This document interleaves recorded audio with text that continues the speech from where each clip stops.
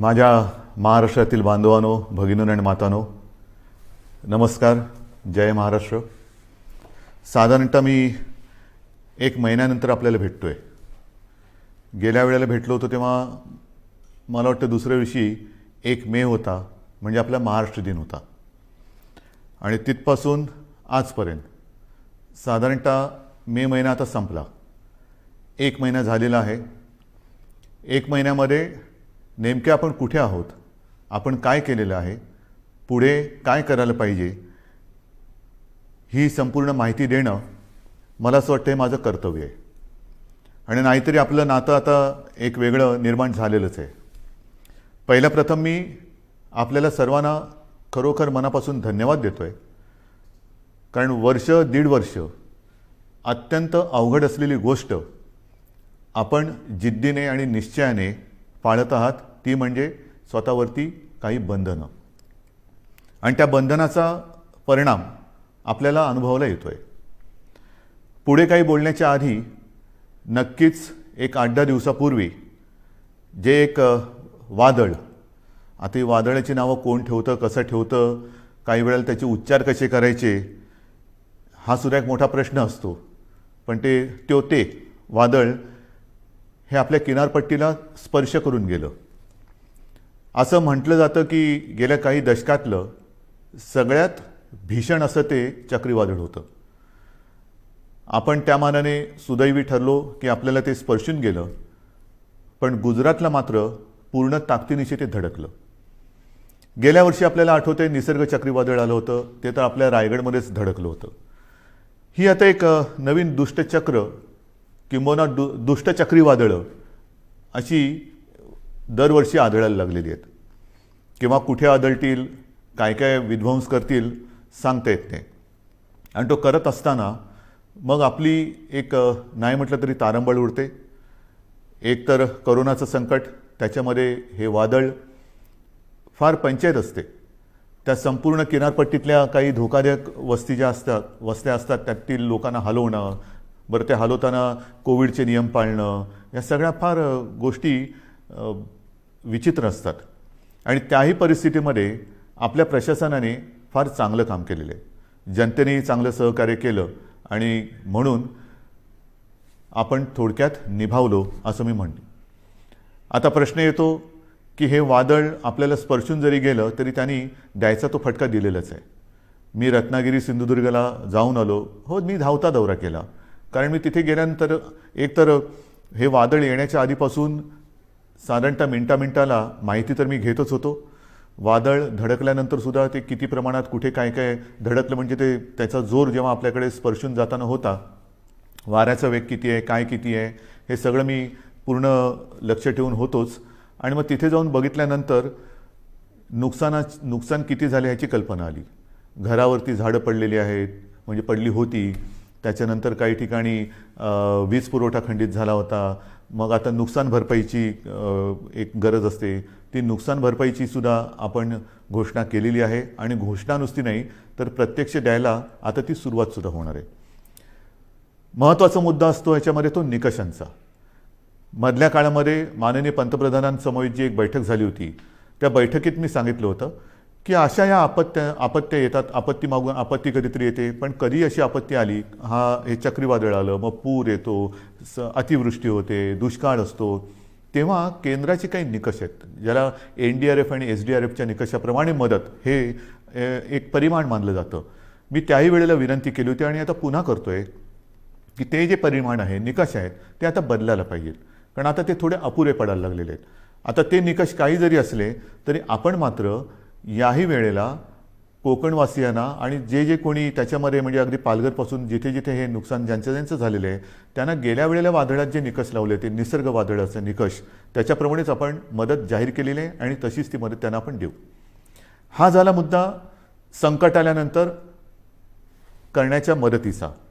पण आता ही संकटं जर का वारंवार येणार असतील आणि असं दिसतंय, मग त्याला बदलतं हवामान म्हणा किंवा अन्य काही गोष्टी म्हणा, तर ही वादळ जर का आपल्याकडे दरवर्षी आपल्याला त्रास देणार असतीलच आणि तशी ती देत आहेत म्हटल्यानंतर काही ठिकाणी मात्र ह्या किनारपट्टीवरती कायमस्वरूपी काही उपाययोजना करण्याची गरज आहे.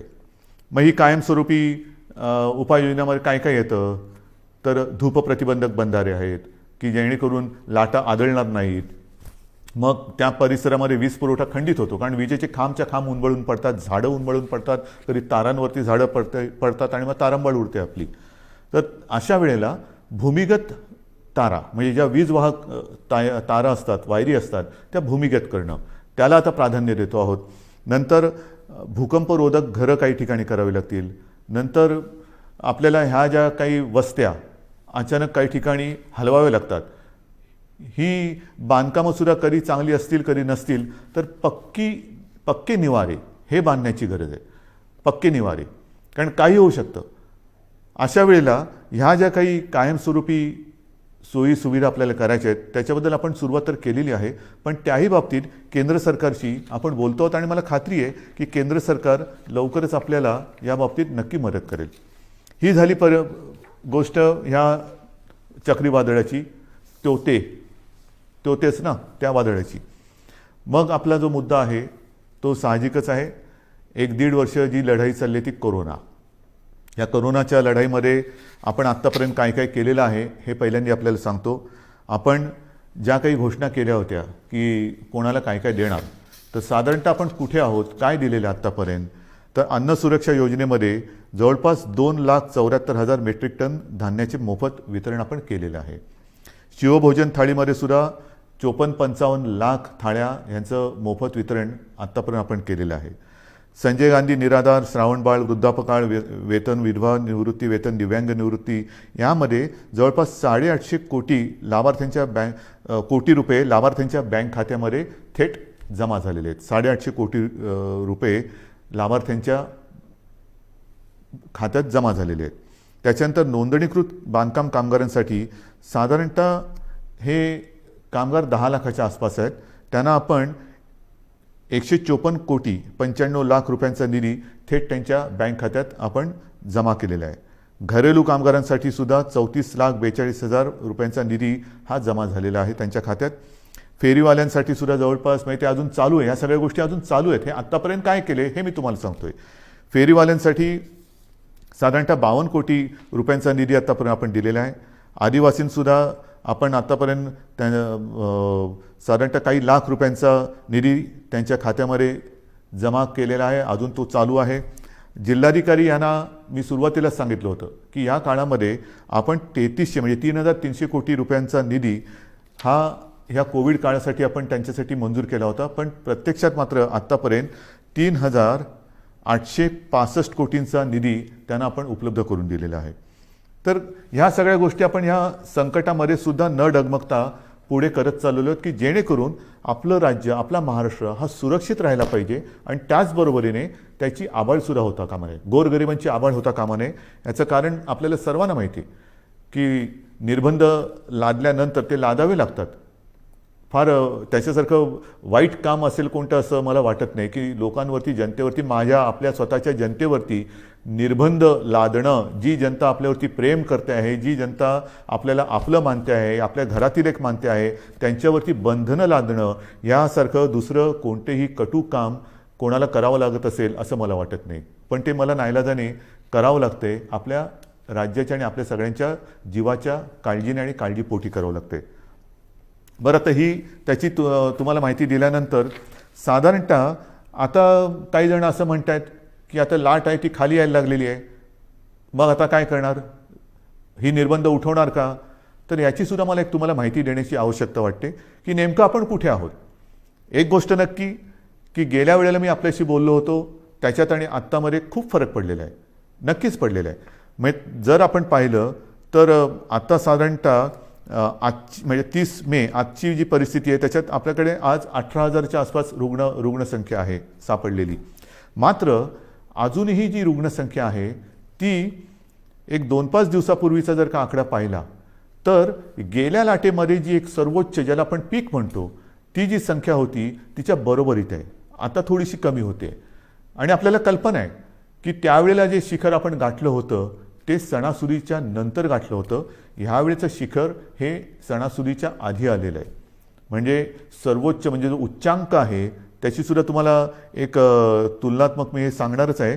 परंतु आत्ता जर बघितलं तर साधारणतः 17 ते 19 सप्टेंबर 2020च्या सुमारास आपल्या राज्यामध्ये 24,886 रुग्ण होते त्या एका दिवसात सापडणारे. आता 26 मेची जर का आकडेवारी पाहिली तर त्या 26 मेला म्हणजे 4 दिवसापूर्वी साधारणतः 24,752 एवढे रुग्ण आपल्याला आत्ता 4 दिवसापूर्वी आढळलेले आहेत. हे 4 दिवसापूर्वीची गोष्ट आहे. आज साधारणतः ती 18,000पर्यंत आलेली आहे. अजून आता नवीन व्यवस्थित आकडे येतील. म्हणजेच काय की अजूनही आपण म्हणावं तेवढं खाली आलेलो नाही. गेल्या वेळेला जे एक सर्वोच्च जे पीक ज्याला म्हणतो आपण जे गाठलं होतं आणि ते खालून वरती आलं होतं, यावेळेला ही जी संख्या आहे ती वरून खाली आलेली आहे. म्हणजे तीही आकडेवारी माझ्याकडे असणार, मी तुम्हाला देतो ती पण आकडेवारी. एक गोष्ट दिलासादायक नक्कीच आहे. बरं, त्याच्या आधी सक्रिय रुग्णसुद्धा सांगतो. सक्रिय रुग्ण त्या काळामध्ये साधारणतः 3,01,752 होते. 26 मेला आपल्याकडे सक्रिय रुग्ण 3,15,042 आहेत. म्हणजे बरोबरीमध्ये आत्ता आपण आलेलो आहोत गेल्या वेळेच्या उच्चांकावरती. एक मात्र मी जे सांगतो तुम्हाला दिलासादायक गोष्ट ती नक्कीच आहे की रुग्ण बरं होण्याचं जे प्रमाण आहे ते त्यावेळेला 78% होतं, यावेळेला या दिवसांमध्ये 92% आहे. म्हणजे ही नक्कीच दिलासा देणारी ही गोष्ट आहे. मृत्यूदरसुद्धा गेल्या वेळेला साधारणतः 2.65% होता, यावेळेला 1.62%. म्हणजे ही एक थोडीशी चांगली वाईट जी काय गोष्ट आहे ती तुम्हाला मी आपल्या समोर मांडलेली आहे. एक गोष्ट लक्षात ठेवा, पुन्हा एकदा सांगतो की रुग्णसंख्या जरी कमी होत चाललेली असली तरी देखील गेल्या वेळेला सर्वोच्च जी रुग्णसंख्या होती तिच्या बरोबरीत आत्ता आपण आलेलो आहोत. त्यावेळेनंतर आपण काही काळ अजूनही तेव्हा कडक लॉकडाऊन केला होता, हा ठेवलेला होता. आता आपण निर्बंध लावतो आहोत, कडक लॉकडाऊन आपण केलेला नाही. पण हे मी तुम्हाला सांगत असताना जशी ही रुग्णसंख्या काही ठिकाणी किंवा बऱ्याच ठिकाणी कमी होत चाललेली असली तरी देखील महाराष्ट्रामध्ये मात्र काही जिल्हे असे आहेत की त्या जिल्ह्यांमध्ये काही कारणं असतील, निर्बंध थोडेसे शिथिल असतील, थोडंसं एक मोकळीक लोक जास्त घेत असतील, काही जिल्ह्यात रुग्णसंख्या हलकीशी वाढताना दिसते आणि ती मला थोडीशी काळजीची गोष्ट वाटते. कारण शहरी भागामध्ये हे प्रमाण कमी होताना दिसतंय, ग्रामीण भागामध्ये हे प्रमाण हलकं वाढताना दिसतंय. हे प्रमाण आता आपल्याला ताबडतोब थांबवावं लागेल. ह्याचं कारण असं की आपण जो एक अनुमान आहे आपल्याकडे की तिसरी लाट येऊ शकते, मग तिसरी लाट कोणात येणार, लहान मुलांमध्ये येणार का, आणखीन कुठे येणार का, तर तिसरी लाट ही अशी काय तारीख सांगून येणार नाही आहे. किती दिवसांनी येणार हे सुद्धा अनुमान आपल्याकडे नाही. हे संपूर्णपणे आपल्या वागणुकीवरती अवलंबून असणार आहे. व्हायरस तर आजही आहे. एक मुळामध्ये महत्त्वाचा फरक आणखीन लक्षात घेण्यासारखा आहे की गेल्या वेळेला जी लाट आली होती त्या लाटेतला व्हायरस आणि ह्या लाटेतला व्हायरस ह्याच्यामध्ये एक फरक पडलेला आहे. आपल्याला सर्वांना कल्पना आहे की आपल्याकडे म्युटेशन झालेलं आहे, म्हणजे त्या विषाणूंनी आणखीन एक अवतार घेतलेला आहे. आणि आता हा नवीन अवतारधारी विषाणू जो आहे त्यांनी अन्य काही देशांसमोर प्रश्नचिन्ह उभं केलेलं आहे की हिंदुस्थानातून आलेली लोक हे व्हायरस तर घेऊन येत नाहीत ना. कारण हा जो व्हायरस आहे तो फार वेगाने पसरतो, झपाट्याने ग्रासून टाकतोय. म्हणजे संसर्गित करण्याचा जो वेग आहे तो गेल्या विषाणूपेक्षा प्रचंड आहे, काही पटींमध्ये आहे. तो पटकन पसरतोय, वेगाने पसरतोय, झपाट्याने पसरतोय. आणि एकदा का ग्रासलं तर आणखीन एक गोष्ट थोडीशी या काळामध्ये लक्षात आलेली ती म्हणजे झपाट्याने तो ग्रासून टाकतोय, मात्र बरं व्हायला किंवा रुग्णाला बरं व्हायला उशीर लागतोय. ऑक्सिजनची आवश्यकता ही यावेळेला नक्कीच वाढली, कारण संख्या वाढली होती. जशी ऑक्सिजनची आवश्यकता वाढली त्याचप्रमाणे ऑक्सिजनची आवश्यकता नुसतीच वाढली नाही, तर ऑक्सिजनची आवश्यकता काही काळ म्हणजे दीर्घकाळ लागली. एखाद्या रुग्णाला ऑक्सिजनची आवश्यकता लागलीच तर काही जण सुदैवी आहेत ते पटकन त्यातनं निघाले बाहेर, पण काही जण हे ज्याला आपण लॉंग कोविड म्हणतो ते रुग्ण ह्यावेळेच्या लाटेमध्ये थोडे प्रमाणात गेल्या वेळेपेक्षा जास्त आढळत आहेत. तर ही एक नाही म्हटलं तरी तुम्हाला मी वस्तुस्थिती सांगितली की गेल्या वेळेची लाट आणि ह्या वेळेची लाट. आता तिसरी लाट त्याच्याबद्दल मी तुम्हाला नंतर सांगणारच आहे. पण ह्या निमित्ताने आता मध्ये हा जो काही उतार आलेला आहे त्या उतारामध्ये आपल्याला गेल्या वेळेला असं वाटलं होतं की किती वाढले, हां ठीक आहे, दिवसाला 24,000 सापडले होते ना, त्याच्यापेक्षा पण कितीतरी आपण बेड्स वाढवलेले आहेत. त्या बेडची पण संख्या माझ्याकडे आहे, मी तीही तुम्हाला तेव्हा सांगितली होती की साधारणतः आता टेस्ट करणाऱ्या ज्या प्रयोगशाळा आहेत ह्या अगदी सुरुवातीला 2-1 होत्या, ह्याही तुम्हाला माहिती आहेत. आता सुमारे 600च्या आसपास आपण प्रयोगशाळा संपूर्ण राज्यात, मग RT-PCR आहेत, रॅट आहेत, आणखीनही काही किट नवीन नवीन बाजारात येत आहेत. ही सगळी केंद्र किंवा प्रयोगशाळा पण चालू केलेल्या आहेत. ICU बेड्स वाढवलेले आहेत, ऑक्सिजन बेड्स वाढवलेले आहेत. साधारणतः गेल्या वेळेला 3,60,000 होते, ते आता 4-4.5 लाखापर्यंत एकूण बेड्स गेलेले आहेत. हे जरी सगळं करत असलो तरी एका गोष्टीची आपल्याला फार आवश्यकता आहे आणि ती जेव्हा आता यावेळेला जाणवली ती म्हणजे ऑक्सिजन. मला अजूनही ते दिवस आठवले का घाम फुटतो. ऑक्सिजन आता काही तासापुरताच राहिलेला आहे. ऑक्सिजन केवळ आज रात्रीपुरताच राहिलेला आहे. अशी जेव्हा फोन हॉस्पिटलमधनं किंवा जिल्ह्यातनं येत होते तेव्हा संपूर्ण आपल्या प्रशासकीय यंत्रणेचे धाबे दणाणत होते. करायचं काय हा मोठा प्रश्न होता. ह्याचं कारण तुम्हाला सर्वांना मी मागेही सांगितलेलं आहे की आपल्या राज्यात ऑक्सिजन निर्मितीची क्षमता ही साधारणतः 1200 मेट्रिक टन आहे. 1200 ते 1250. आता आणखीन त्याच्यामध्ये काही जणांनी जसं काही साखर कारखान्याने ऑक्सिजन निर्मिती सुरू केलेली आहे, काही हॉस्पिटलमध्ये PSA प्लांट लागलेले आहेत. असे सगळे मिळून एक 1250 होतं तर 1300पर्यंत गेलेलो असू. पण प्रत्यक्ष आपल्याला यावेळेला ऑक्सिजनची आवश्यकता लागली ती 1700 मेट्रिक टन दर दिवसाला. मी आपण निर्मिती करत होतो 1200, त्याच्यामध्ये 500 अधिक लागले. बरं, या 1200मध्ये आपण उद्योगाचा ऑक्सिजन, ज्या उद्योगाला ऑक्सिजनची आवश्यकता लागते तो ऑक्सिजन पूर्ण बंद करून संपूर्ण ऑक्सिजन आरोग्यासाठी आणि या रुग्णांसाठी वापरला. तोही कमी पडला आणि मग मात्र जी काय आपली तारंबळ उडाली होती की जामनगरमधनं मागो, भिलईतून मागो, रूरकेलामधून मागो, म्हणजे काही शेकडो ते काही हजारो किलोमीटर अंतरावरून आपल्याला ऑक्सिजन आणावा लागत होता. आजही तो आपण आणतो आहोत तसं पाहिलं तर. आणि आपल्याला कल्पना आहे, आपण बातम्यात पाहिलं असणार की इथून रिकामे टँकर्स हे केंद्राच्या मदतीने एअरलिफ्ट करून ते जे ऑक्सिजन प्लांट बाहेरच्या राज्यात आहे तिथे नेत होतो आणि ते भरल्यानंतर मात्र आपल्याला ते रस्त्याने किंवा ट्रेनने आणावं लागत होते. ही संपूर्ण जी काय यातायात होती हे कशी आपण निभावून नेली ती त्या सगळ्या प्रशासकीय यंत्रणेचं एक कौतुक करावं लागेल. ऑक्सिजन ऑडिट करून ऑक्सिजनची गळती म्हणजे अतिरिक्त ऑक्सिजन जिकडे वापरला जात होता त्याच्यावरती निर्बंध आणले. हे सगळं फार तारेवरची कसरत होती. आणि मग माझ्या मनामध्ये आहे ते हेच आहे की जर का आत्ताचा जो अवतार बदललेला विषाणू आहे तो अजूनही पूर्ण त्याला आपण काबूत आणलेलं नाही. गेल्या वेळेच्या उच्चांकाच्या बरोबरीने आज आपली रुग्णसंख्या आहे. यावेळेला तो जर का सुटला आणि काही पटीत आलेली लाट होती, म्हणजे यावेळेला साधारणतः तुम्हाला कल्पना आहे 66-67 हजार रुग्ण हे दर दिवशी आढळत होते. म्हणजे गेल्या वेळेला 24,000 होते, यावेळेला 66-67 हजार दर दिवशी रुग्ण आपल्याला आढळत होते, पॉझिटिव्ह रुग्ण आपल्याला सापडत होते. हा आता विषाणू जर का सुटला आणि पुन्हा तशा ह्याच्यात तिसरी लाट आली तर बाकी सगळं बेड्स वगैरे आपण वाढू, डॉक्टरची कमतरता ही तशीच असणार आहे.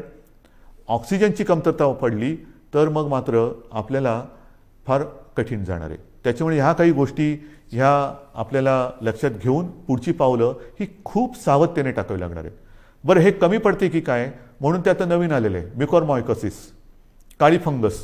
ही काळी जादू माहिती होती, काळी विद्या माहिती होती, आता काळी फंगस आलेली आहे. म्हणजे बुरशीसुद्धा, काळी बुरशी, म्युकॉरमायकोसिस. आता हा सुद्धा जो प्रकार आहे त्याच्यावरती सुद्धा आज साधारणतः आपल्या राज्यात 3-1 हजार रुग्ण त्याचे आहेत. ही काही साथ नाही आहे, पण त्याची कारणं ही सुद्धा आपल्या लक्षात आलेली आहे. आपल्या टास्क फोर्समध्ये त्यातले सुद्धा तज्ज्ञ डॉक्टर, मी गेल्या वेळेला सांगितलं आपल्या ठाण्याचे आशिष भूमकर, डॉक्टर आशिष भूमकर, त्यांचा समावेश केलेला आहे. असे त्या विषयातले तज्ज्ञ डॉक्टर आपण वेळोवेळी ह्या टास्क फोर्समध्ये घेतो आहोत, त्यांचं मार्गदर्शन घेतो आहोत आणि उपाययोजना, उपचार पद्धती कशी असायला पाहिजे, कशामुळे म्युकॉरमायकोसिस होतो. तर एक जे कारण त्यांनी सांगितलं ते म्हणजे साधारणतः या कोविडच्या काळात, म्हणजे ज्याला कोविड होतो, करोना होतो, त्या रुग्णामध्ये साखरेचं प्रमाण वाढतं. हा करोनाचा एक कदाचित साईड इफेक्ट असेल. आणि साखरेचं प्रमाण वाढलं असताना जर जास्त प्रमाणात आणि जास्त काळासाठी स्टिरॉइड दिलं गेलं तर मात्र म्युकॉर तर हवेमध्ये आहे, ही फंगस तर हवेमध्ये आहे, तर त्याच्यामध्ये आपल्या रक्तात जे फ्री आयन तयार होतं ते त्याला आकर्षित करतं आणि तिथून म्युकॉरमायकोसिसला सुरुवात होते. मग हे कारण त्यांनी सांगितलं. आणखीन काही कारण आहे का? आणखीन काय करू शकतो. तर ह्या सगळ्या गोष्टी आपण डॉक्टरना सांगतो आहोत. याच्यामध्ये आणखीन एक गोष्ट नव्याने आपण केलेली आहे, ती म्हणजे नवीन एक संकल्पना मी मांडली आणि तिला ते यश येते. माझा डॉक्टर.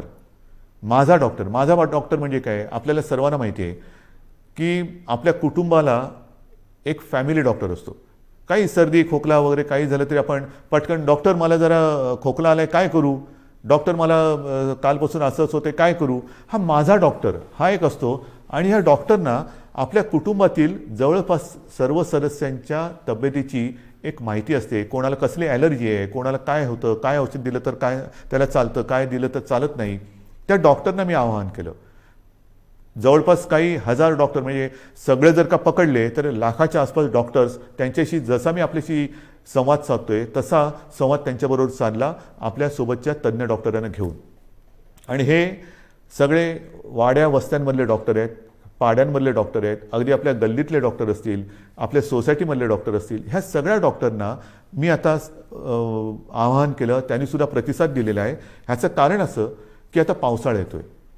पावसाळ्याचे साथीचे आजार ते तर आहेत आणि त्याच्यात करोना.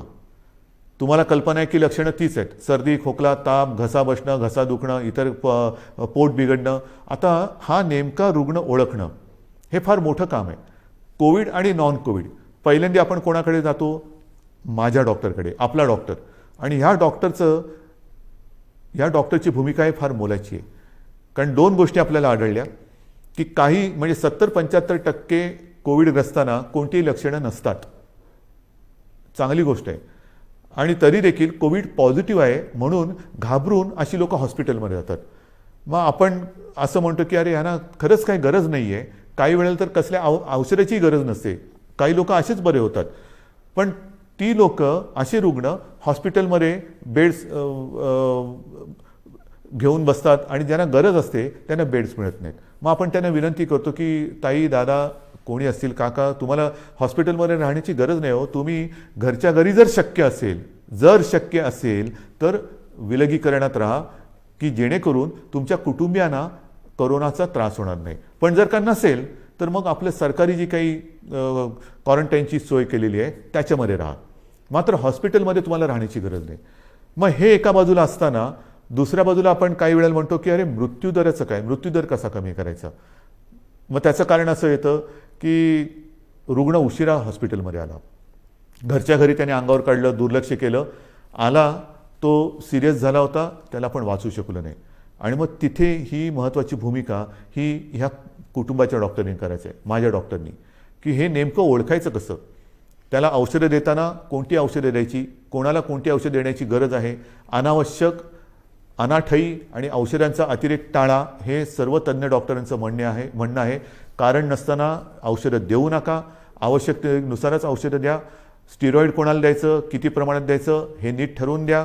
आणि घरी किंवा आपल्या विलगीकरण कक्षामध्ये सरकारच्या किंवा महापालिकांच्या एखादा रुग्ण जर का उपचार घेत असेल तर त्याला नेमकी कोणती लक्षणं आहेत की ते लक्षण दिसल्याबरोबर त्याला हॉस्पिटलमध्ये आणलं पाहिजे की जेणेकरून त्याला हॉस्पिटलमध्ये यायला उशीर होणार नाही आणि त्याचा जीव आपण वाचू शकू. तर ह्या महत्त्वाच्या गोष्टी या फॅमिली डॉक्टरनी करायच्या आहेत. एकतर कोविड नॉन कोविड ओळखणं हे फार महत्त्वाचं आहे. ते ओळखल्यानंतर कोविड रुग्ण असेल, त्याच्या घरामध्ये विलगीकरणाची सोय नसेल तर त्याला सांगितलं पाहिजे की तू कोविडग्रस्त आहेस, तू या इकडे राहा. आणि मग त्याला औषधं देण्याची जबाबदारी आणि ही लक्षणं ओळखण्याची एक जबाबदारी ही या डॉक्टरने करायची. आणि मला खात्री आहे की ज्या पद्धतीने या सर्व डॉक्टरांनी प्रतिसाद दिलेला आहे तो प्रतिसाद पाहिल्यानंतर कोविडचं युद्ध आपण नक्कीच जिंकू शकतो. आता तिसरी लाट ही जी काही येणार म्हणतो आहोत, काही जणांचं म्हणणं असं आहे की जर का वयाप्रमाणे म्हटलं तर पहिली लाट ही ज्येष्ठ नागरिकांमध्ये आली, दुसरी लाट ही युवा ते मध्यम वयीन नागरिकांमध्ये आली, तर वयोमानाप्रमाणे म्हटलं तर कदाचित तिसरी लाट ही बालकांमध्ये येऊ शकेल. आणि मग काय करायचं. काही जणांचं म्हणणं आहे की तसं बालकांमध्ये येण्याचं कारण नाही, पण आली तरी घाबरण्याचं कारण नाही आहे, कारण बालकांमध्ये मुळामध्येच रोगप्रतिकारक शक्ती ही आपल्यापेक्षा जास्त असते. मात्र एक गोष्ट लक्षात घ्या की लहान मुलांमध्ये साथ ही येणार नाही, येऊ नये, येणारच नाही ही माझी प्रार्थना आहे. पण ती आलीच तर ती आपल्याच माध्यमातून येणार आहे. जशी आपण एक काळजी घेत होतो की आपल्यामुळे आपल्या घरातील ज्येष्ठांना ह्याचा संसर्ग होऊ नये, तशीच काळजी आता आपण घ्यायला पाहिजे की आपल्यामुळे आपल्या घरातील लहान मुलांना ह्याचा संसर्ग होता कामा नये. तर ही जर का काळजी आपण घेतली तर मला असं वाटतं आपण आपल्या बालकांना आणि आपल्या घराला सुरक्षित ठेवू शकतो. पण तरी देखील ही शक्यता लक्षात घेऊन महाराष्ट्रातल्या तज्ज्ञ बालरोग तज्ज्ञांचा सुद्धा मी टास्क फोर्स म्हणजे कृती दल तयार केलेलं आहे. डॉक्टर सुहास प्रभू हे त्यांच्या अध्यक्षतेखाली ही मी कृती समिती किंवा कृती दल तयार केलेलं आहे. त्यांच्याबरोबर सुद्धा माझ्या चर्चा सुरू आहेत. महाराष्ट्रातील सगळ्या बालरोग तज्ज्ञांची सुद्धा एक बैठक घेऊन झालेली आहे. त्यात सुद्धा काही हजार बालरोगतज्ञ हे सामील झालेले आहेत. संपूर्ण सज्जता ही प्रत्येक जिल्ह्यात आपण करतो आहोत. कुठेही सरकार म्हणून आपण कमी पडत नाही आहोत. सगळ्या सोयी सुविधा ज्या ज्या काही करण्याच्या गोष्टी आहेत त्या आपण करतो आहोत. मग महत्त्वाचा आणखीन एक प्रश्न येतो, तो म्हणजे लसीकरण. याची सुद्धा मी तुम्हाला कल्पना दिलेली आहे की साधारणतः 45 वरील वयोगटातील नागरिकांच्या लसीकरणाची जबाबदारी ही केंद्राने घेतलेली आहे. मात्र 18 ते 44 ह्या वयोगटातील नागरिकांची लसीकरणाची जबाबदारी ही राज्याने घ्यायची आहे आणि आपलं राज्य समर्थ आहे. मी पुन्हा एकदा सांगतो, साधारणतः 18 ते 44 वयोगटातील 6 कोटी नागरिक आपल्या राज्यामध्ये आहेत आणि त्या प्रत्येकाला 2 डोस हे जे द्यावे लागणार आहेत, 2 डोस म्हटलं तर 12 कोटी डोस लसीचे घेण्याची एक रकमी एका चेकनी आपली तयारी आहे. आणि जसजसा पुरवठा वाढेल तसतशी आपण लसीकरणाची प्रक्रियासुद्धा वेगात करू, क्षमता अधिक वाढू, 24 तास आपण ती चालू ठेवू आणि लवकरात लवकर या वयोगटातील नागरिक आपण सुरक्षित करू. मात्र त्याला एक मर्यादा आहे. आपली क्षमता आहे पण त्याला एक मर्यादा आहे. क्षमता मी सांगितली, मर्यादा साहजिकच आहे. लसीकरणासाठी लागणारी लस आणि त्याची उत्पादन क्षमता, अजूनही उत्पादन क्षमता आपल्याकडे ज्या लसी निर्माण होत आहेत त्यांची तेवढी झालेली नाही. जे काय मला सांगितलं गेलं होतं त्याच्याप्रमाणे जून महिन्यापासून ह्या पुरवठ्यामध्ये वाढ होईल आणि तो पुरवठा सुरळीत होईल असं मला साधारणतः मे महिन्यात सांगितलं गेलं होतं. मे तर आता संपलेला आहे. आपल्याला लस नाही म्हटलं तरी प्रमाण हळूहळू वाढतं आहे. जसजसं हे प्रमाण वाढेल तसतसं आपण आपल्या या लसीकरणाचा वेगसुद्धा वाढवणार आहोत. आता या महिन्यामध्ये जेवढ्या लसी येतील त्या जास्तीत जास्त लसी आपण घेणार आहोत आणि तेवढ्या सर्व नागरिकांना आपण सुरक्षित करणार आहोत. आजपर्यंत साधारणतः 2 कोटीच्या वर म्हणजे 2.25 कोटी नागरिकांचं आपण लसीकरण केलेलं आहे. म्हणजे 12 कोटी जनतेत साधारणतः 2.25 कोटी नागरिकांना आपण लसीकरण केलेलं आहे. दुसरा डोस, पहिला डोस मधल्या काळामध्ये थोडीशी पंचायत झाली होती पण ती सुद्धा आपण करतोय, कारण ज्यांना पहिला डोस दिला त्यांच्यासाठी दुसरा डोस उपलब्ध नव्हता. मग आपण ते थोडंसं सांभाळून घेतलं आणि त्याकरता मधल्या काळात आपल्याला 18 ते 44 या वयोगटातील नागरिकांचं लसीकरण थोडा काळ स्थगित करावं लागलं होतं. लवकरच ते पुन्हा जोमाने आपण सुरू करणार आहोत. तर ही एक लसीकरणाची परिस्थिती आहे.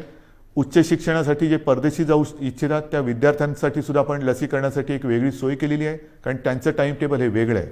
तिथल्या टाईम टेबलप्रमाणे तिथे त्यांना जर का पोचायचं असेल तर त्यांच्यासाठी सुद्धा आपण ती तशी सोय केलेली आहे. तर ह्या एक एक गोष्टी मी तुम्हाला सांगत जातोय.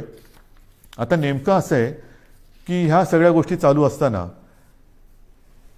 विषय येतो तो आपला शिक्षणाचा, कारण शिक्षण हा सुद्धा एक महत्त्वाचा घटक आहे. याही बाबतीत आपल्याला कल्पना आहे की 10वीच्या परीक्षांच्या बाबतीत आपण निर्णय घेतलेला आहे की यावर्षी 10वीच्या परीक्षा न घेता त्याच्यासाठी सुद्धा आपण एक मूल्यांकन करून 10वीच्या विद्यार्थ्यांना आपण त्याप्रमाणे पास करणार आहोत. 10वीचा तर निर्णय घेतला, 12वीचं काय करणार? कारण 12वीचा सुद्धा निर्णय घ्यावा लागेल. तर 12वीच्या बाबतीत सुद्धा आपण एक आढावा घेतो आहोत. त्याच्या बाबतीत सुद्धा एक पद्धत काय ठरवता येईल ती सुद्धा आपण ठरवून लवकरात लवकर हाही निर्णय आपण घेणार आहोत. पण मला एक गोष्ट अशी वाटते की जशी 12वीची परीक्षा आहे की ज्या 12वीच्या परीक्षेवरती पुढचं शिक्षण अवलंबून असतं, मग नीटची परीक्षा असेल, इंजिनिअरिंगची असेल, आणखीन कसली असेल, इतर राज्यात जाऊन शिकण्याची वेळ येते. तर त्याकरता थोडं एक केंद्राने सुद्धा धोरण ठरवायला पाहिजे. ही परिस्थिती संपूर्ण देश नव्हे जग ग्रासून टाकणारी ही परिस्थिती आहे. 100 वर्षापूर्वी अशी परिस्थिती आली होती आणि त्याच्यानंतर ही परिस्थिती जिला आपण तोंड देत आहोत. तर ज्या परीक्षांचं महत्त्व इतर पुढच्या आयुष्यावरती परिणाम करणारं आहे, भवितव्य त्याच्यावरती अवलंबून आहे.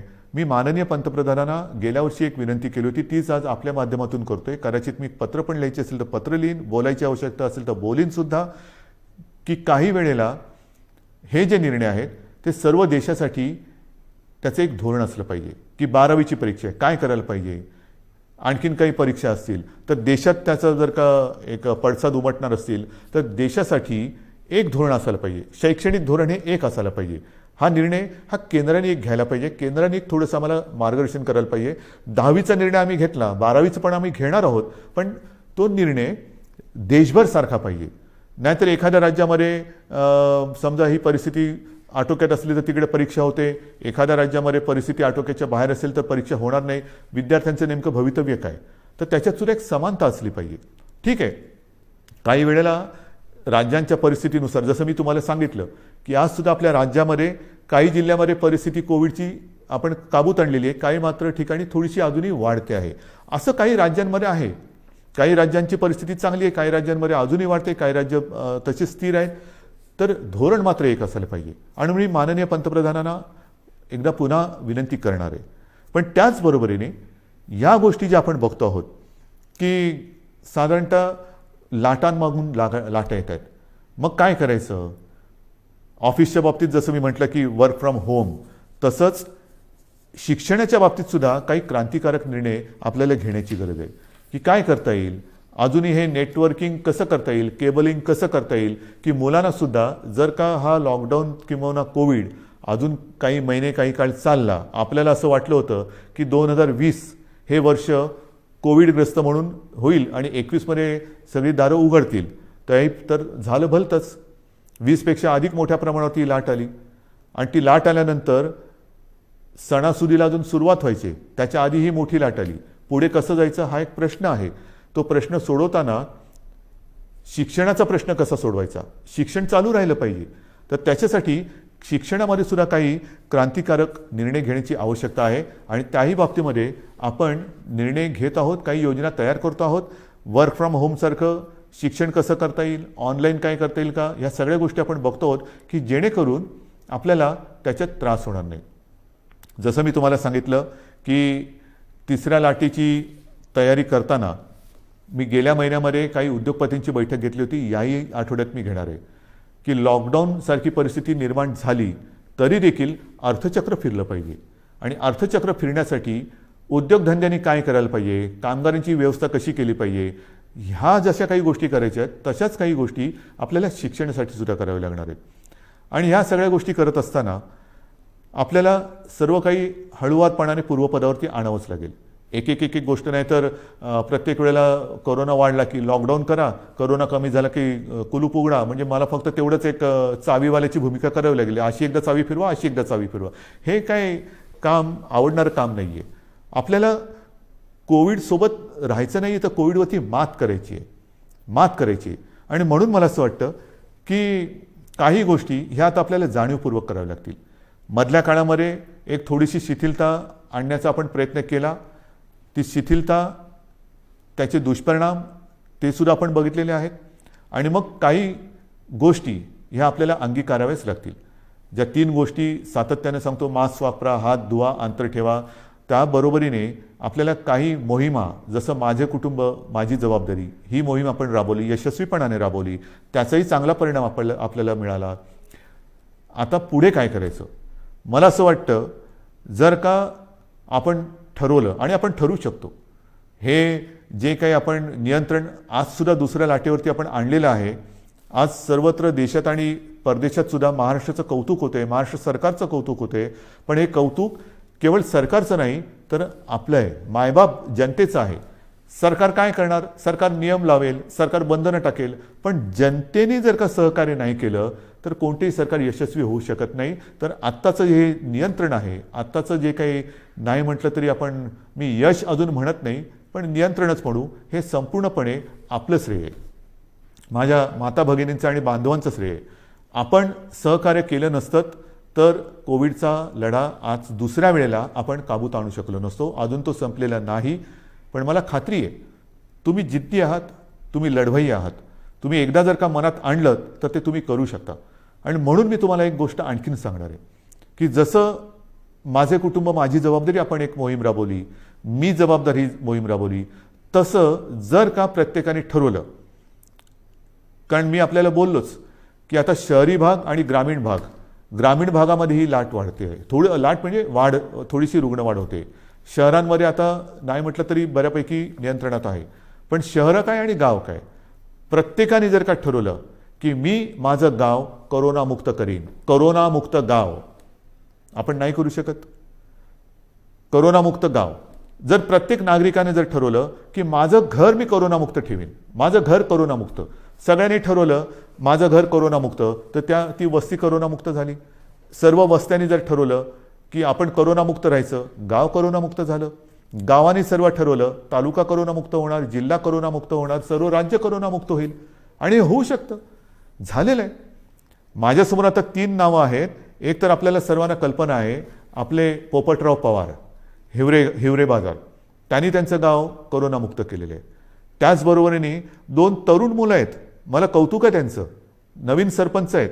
एक आहे ऋतुराज देशमुख, सरपंच घाटणे, तालुका मोहोळ, आणि दुसरी आहे कोमलताई करपे, ह्या सुद्धा आंत्रोळी तालुका दक्षिण सोलापूरच्या. ह्या तिघांनी म्हणजे पोपटराव पवारांनी तर केलंच, पण ह्या दोघांनी 2 तरुण मुलं आहेत, ह्या दोघांनी आपापलं गाव कोरोनामुक्त केलं आहे. मग ही मुलं करू शकतात तर आपण नाही करू शकत. आजपासून आपण निश्चय केला पाहिजे की गाव कोरोनामुक्त करायचं, कोरोनाला थारा द्यायचा नाही. संपूर्ण सरकारी यंत्रणाही तुमच्यासोबत आहे. ज्या ज्या काही गोष्टी केल्या मी या तिघांशी बोलणार आहे, पोपटरावांशी बोलणार आहे, ऋतुराजशी बोलणार आहे आणि कोमलताईशी सुद्धा बोलणार आहे की काय नेमकं तुम्ही केलं. आणि जर शक्य असेल तर मी एकदा जसं मी आज तुमच्याशी बोलतोय फेसबुकवरनं, तसं या तिघांनाही तुमच्याशी बोलायला लावणार आहे. मी आपल्या राज्यातल्या सर्व सरपंचांना सांगतोय की या 2 सरपंचांनी जर त्यांचं गाव कोरोनामुक्त करू शकले तर आपण आपलं गाव का नाही कोरोनामुक्त करू शकत. आणि हा निश्चय जोपर्यंत आपण करत नाही तोपर्यंत ही नुसती उघडझाप जशी ती गेलेली ट्यूबलाईट कधी उघडझाप कधी पेटते, कधी बंद होते, कधी पेटते, ही अशा ट्यूबलाईटसारखं नको. आपल्याला लख्ख प्रकाश टाकायचं आहे. जे काय करायचं ते लख्ख प्रकाशात करायचं. तर आपल्याला कोरोनामुक्त गाव ही मोहीम आजपासून आता राबवायची. माझं घर कोरोनामुक्त पाहिजे, माझी वस्ती कोरोनामुक्त पाहिजे, माझं गाव कोरोनामुक्त पाहिजे, जिल्हा कोरोनामुक्त पाहिजे, आणि सर्व जिल्हे कोरोनामुक्त झालं तर माझा महाराष्ट्र कोरोनामुक्त होणार आहे. आणि मग महाराष्ट्राचं उदाहरण इतर राज्यांनी घेतलं तर देश कोरोनामुक्त होणार आहे. सुरुवात कोणीतरी करायला पाहिजे, ती सुरुवात महाराष्ट्राने करायला पाहिजे. कारण दरवेळेला आपण म्हणतो की महाराष्ट्र हा देशाला दिशा दाखवतो. ही दिशा आता दाखवण्याची वेळ आलेली आहे. गाव आपल्याला कोरोनामुक्त हे करावंच लागेल. आणि हे मला खात्री आहे की आपण केल्याशिवाय राहणार नाही. आज मी आपल्याशी बोलताना पावसाळा तोंडावर आहे, कृषीचा हंगाम सुरू होतोय. हंगाम सुरू होतं म्हटल्यानंतर मला तमाम शेतकरी दादांना सांगायचं आहे की गेल्याही वर्षी महाराष्ट्राच्या अर्थव्यवस्थेला तुम्ही मोठा हातभार लावलेला आहात. शेती आणि शेतीविषयक सगळे व्यवहार हे आपण थांबू दिले नव्हते, याही वेळेला थांबू देणार नाही आहोत. मग तुमचे बियाण्यांची दुकानं असतील, खतापाण्याची दुकानं असतील, इतर अवजारांची दुकानं असतील, तीसुद्धा आपण, इतर काही दुकानं आपल्याला बंद ठेवावी लागली तरी ही दुकानं आपण बंद ठेवणार नाही आहोत. मात्र त्याला थोडंसं एक वेळेचं बंधन ठेवावं लागणार आहे. पण हे करताना कृपा करून गर्दी होऊ देऊ नका. एकतर स्वतः तोंडाला मास्क लावा. या हंगामामध्ये मग नांगरणी असेल, पेरणी असेल, अमुक असेल, तमुक असेल, मग उद्या कापणी होईल, अमुक होईल, मग शेतमजूर इकडे तिकडे यायला जायला लागतील. पण ही सगळी जी वर्दळ आहे ती वर्दळ करताना कोरोनाविषयक ज्या काही नियमावली आहेत त्या कृपा करून पाळा. कारण आपण केवळ राज्याचेच नव्हे तर देशाचे अन्नदाते आहेत. आणि अन्नदात्याचं जर का आरोग्य बिघडलं तर देशाचं आरोग्य बिघडलं. आपण अन्नदाते आहात, आपण सुरक्षित राहा. आपल्याला संपूर्ण सहकार्य सरकार करतं आहे, सरकार करेल. आपल्या कृषीविषयक ज्या काही गोष्टी असतील त्याच्यावरती कोणतीही बंधनं आपण टाकत नाही आहोत. ते सगळे व्यवहार, सगळ्या गोष्टी ह्या व्यवस्थित चालू राहतील. फक्त एकच अट आहे, कृपा करून ही बंधनं पाळा आणि गर्दी होऊ देऊ नका. शेवटी मी एकच सांगेन की ही दुसरी लाट ही अपेक्षेपेक्षा फार मोठी होती. या दुसऱ्या लाटेमध्ये अनेक जणांनी आपले आप्तस्वकीय गमावलेले आहेत, कुटुंबीय गमावलेले आहेत, अगदी मित्र परिवारातले काही मित्र गमावलेले आहेत. यामध्ये काही बालकं ही अनाथ झालेली आहेत, काही पालकांनी आपली बालकं गमावलेली आहेत. फार विचित्र आहे, ही साथ फार विचित्र आहे. आणि ही साथ एवढी वाईट आहे की हा म्हणता ओळखीपाळखीची माणसं ही आपल्याला सोडून गेलेली आहेत. यापुढे मात्र असं होऊ देता कामा नये. जी बालकं दुर्दैवाने अनाथ झालेली आहेत त्या बालकांसाठी केंद्र सरकारने एक योजना जाहीर केलेली आहेच, पण तरी देखील आपलं राज्य सरकारसुद्धा एक योजना करते. कोणत्याही परिस्थितीत दुर्दैवाने ह्या बालकांचे पालक जरी त्यांनी गमावलेले असतील तरी त्यांचं पालकत्व हे सरकार घेईल. त्यांची आयुष्यातील वाटचाल ही मात्र आम्ही पोरकी होऊ देणार नाही, अनाथ होऊ देणार नाही. ह्या अनाथ बालकांना जिथे जिथे शक्य असेल तिथे तिथे सर्व पावलोपावली पदोपदी सरकार समर्थपणाने त्यांना साथ देईल. शिक्षण असेल, इतर काही असेल, राहण्याची गोष्ट असेल, काही असेल, ही योजना आम्ही आता तयार करतो आहोत आणि ती योजनासुद्धा आपण लवकरच जाहीर करून त्याची अंमलबजावणी करू. बांधवांनो, भगिनींनो आणि मातांनो, दुसऱ्या लाटेवरती आपण नियंत्रण आणतो आहोत. मात्र हे नियंत्रण आणत असताना काही जण कदाचित कुरबुर करतील, कारण अजून नाईलाजाने आपल्याला हे निर्बंध पुढचे 15 दिवस वाढवावे लागत आहेत. हे वाढवल्यानंतर म्हणजे 15 जूनपर्यंत हे वाढवावे लागतच आहेत. नुसते निर्बंध वाढवत नाही आहोत, तर आता आपण जिल्ह्यानुसार आढावा घेऊन काही जिल्ह्यात हे निर्बंध कदाचित कडक करावे लागतील, काही जिल्ह्यात कदाचित हे निर्बंध थोडेफार आपण शिथिल करू शकू. पण ह्या शिथिलतेचा अर्थ सर्व काही संकट गेले असं समजू नका. गेल्या वेळेला पहिल्या आणि दुसऱ्या लाटेच्या मधला जो काळ होता त्याच्यामध्ये मोर्चे, समारंभ, इतर काही गोष्टी, लग्नसराई हे आपण फार मोठ्या प्रमाणावरती नाही म्हटलं तरी झालं. ग्रामपंचायतीच्या निवडणुका झाल्या आणि नंतर मात्र ती दुसरी लाट अपेक्षेपेक्षा काही पटीत जास्त आली. आता हळूहळू काही लोक सुरू होतील की हे उघडा ते उघडा, अमुक नाही केलं तर आम्ही रस्त्यावरती उतरू, मग आम्ही करोना काय बघणार नाही, हे उघडलं नाही तर आम्ही तसं करू. त्यांना मी सांगतोय, कृपा करून तुम्ही ह्या गोष्टी अशा करू नका. मला पूर्णपणे माहिती आहे की हे संकट फार विचित्र आहे, पण नुसतं हे संकट आता कमी झाले म्हणून घाईगर्दीने रस्त्यावरती उतरू नका. कारण जर का रस्त्यावरती उतरणार असाल तर मी म्हणेन कोरोना योद्धे म्हणून उतरा, कोरोना दूत म्हणून उतरू नका. जरा सरकारला तुम्ही जर का असं सांगणार असाल की अमुक नाही केलं तर आम्ही रस्त्यावरती उतरू, तर मला नम्रपणाने सांगायचं आहे की कोरोनाची साथ हा सरकारी कार्यक्रम नाही, ही सरकारी योजना नाही. कोरोनाची साथ ही सरकारी योजना नाही की जिच्या विरोधासाठी तुम्ही रस्त्यावरती उतरावं. तर तो जर का आपला गैरसमज असेल तर तो कृपा करून आपल्या मनातून काढून टाका. तो जर का आपला संभ्रम असेल तर मनातून काढून टाका. दुर्दैवाने आपल्या आजूबाजूला बघा, ज्या घरामध्ये काही बालकं अनाथ झालेत, काही पालकांची मुलं गेलेली आहेत, हे निर्बंध तर आपण उठवणार आहोतच, पण निर्बंध उठवल्यानंतर सुद्धा घरातील कर्ता गमावलेला आहे त्या कुटुंबाकडे सुद्धा आपल्याला लक्ष द्यावं लागणार आहे. तर हे रस्त्यावरती उतरणं म्हणजेच तिसऱ्या लाटेला आमंत्रण देणं आहे. तर त्या तिसऱ्या लाटेचे आमंत्रक आपण होऊ नका. तिसऱ्या लाटेचे निमंत्रक आपण होऊ नका. कारण माझ्यासमोर संपूर्ण महाराष्ट्रातल्या जनतेच्या जीवनाचा प्रश्न आहे, आयुष्याचा प्रश्न आहे. मी पुन्हा एकदा सांगतो, हे निर्बंध लादणं यासारखं कटू काम दुसरं कोणतं असूच शकत नाही. पण मात्र हे आपल्या आरोग्य व्यवस्थेचं प्रमाण बघून आपल्याला या गोष्टी कराव्या लागतात. अजूनही ऑक्सिजनची व्यवस्था आपण वाढवतोय. मिशन ऑक्सिजन हा एक कार्यक्रम घेतला आहे, जरूर घेतला आहे. काही ठिकाणी आपण प्लांट्स लावायला सुरुवात केलेली आहे, पण छोटे, मध्यम आणि मोठे असे प्लांट लावायला साधारणतः 3 महिने ते 18 महिन्यापर्यंत हा कालावधी लागू शकतो आहे. तो लक्षात घेता आपल्याला फार हळुवारपणाने एक एक गोष्टी ह्या उघडत जाव्या लागणार आहेत. आणि म्हणून आजपर्यंत आपण जसं सहकार्य केलं तसंच सहकार्य साहजिकच आहे. हे आपल्यासाठी, आपल्या प्रियजनांसाठी, आपल्या मित्रपरिवारासाठी, आप्तसोक्यांसाठी हे मला अपेक्षित आहे.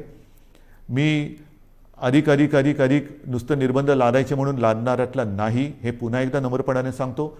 मात्र काही वेळेला हा बदललेला विषाणूचा अवतार बघून आपल्याला फार हळुवारपणाने निर्बंध उघडावे लागतील. विशेष म्हणजे तिसरी लाट जर का काही तज्ज्ञांच्या मते मुलांमध्ये येणार असेल तर पुन्हा हा काळ शाळा सुरू होण्याचा आहे. हाही एक विचार आपल्याला करावा लागणार आहे. या सगळ्या गोष्टीचा विचार करून तिसऱ्या लाटेचा प्रभाव किंबहुना तिसरी लाट येऊच नये त्याच्यासाठी प्रयत्न करणं गरजेचं आहे. आणि मला खात्री आहे, मी पुन्हा एकदा सांगतो की करोनामुक्त गाव ही योजना जर का आपण सफल केली तर तिसरी लाट आपण येऊच देणार नाही. कारण 2 वेळा आपण हे करून दाखवलेलं आहे. पहिली लाटसुद्धा आपण नियंत्रणात आणून दाखवली, दुसरी लाटसुद्धा आपणच नियंत्रणात आणून दाखवली. आता 2 वेळेचा अनुभव लक्षात आल्यानंतर काय केल्यानंतर काय होतं, त्याच्यामुळे काय करावे आणि काय करू नये हे आपल्याला चांगलं कळलेलं आहे. आणि ते कळल्यानंतर मला खात्री आहे सगळ्यांनी जर का जिद्दीने ठरवलं की माझं घर मी करोनामुक्त करेन, माझं गाव मी करोनामुक्त करेन, माझं जिल्हा करोनामुक्त करेन, माझं राज्य करोनामुक्त करेन, हा जर का निर्धार आपण केला तर तिसरी लाट आपण येऊ देणार नाही आणि ती येऊ देऊ नका अशी एक विनंती करून तूर्त मी आपली रजा घेतो. धन्यवाद. जय हिंद, जय महाराष्ट्र.